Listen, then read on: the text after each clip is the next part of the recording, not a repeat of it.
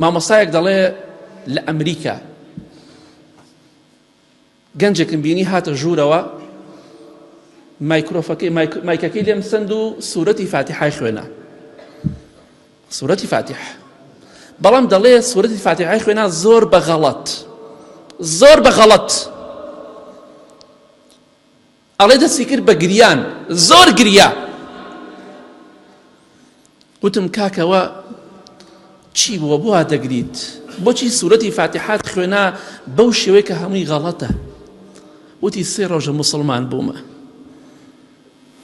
بەس سوورەتی فاتیحا دەزانم، حەزم کرد بۆ خەڵکی بخوێنمەوە، حەزم کرد ئەو پێ حەدیثی پێغەمبەری خوان بینی صلی الله عليه وسلم فەرمووی بەلیغوا عنی وەلەو ئایە، ئەگەر ئاەتێکتان زانی بیگێنن، من ئەم فاتیحا دەزانم بەس 3 ڕۆژە موسڵمان بوومە، حەزم کرد بە ئێوەی بگێنم.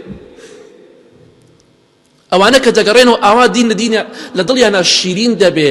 ئێمەش دەڵێ باوکمان نوێژی کرد، ئێمەش نوێژ کرد. کورە بابە نوێژی باوکت نییە، باپیرەت نییە، نوێژ فەرمانی خۆ پێغەمبەری خوایە صلی الله عليه وسلم، عرف و عادەت نییە، لە باو باپیر و بۆ ئێمە نەماوەتەوە، لە قورئان و حەدیث و بۆ ئێمە ماوەتەوە. حەزم کرد ئەو سوورەتی فاتیحایە دەزانم بە غەڵەتیشەوە بیگەێنم بە خەڵکی. کەواتە تۆ چیت کردووە بە ئیسلام؟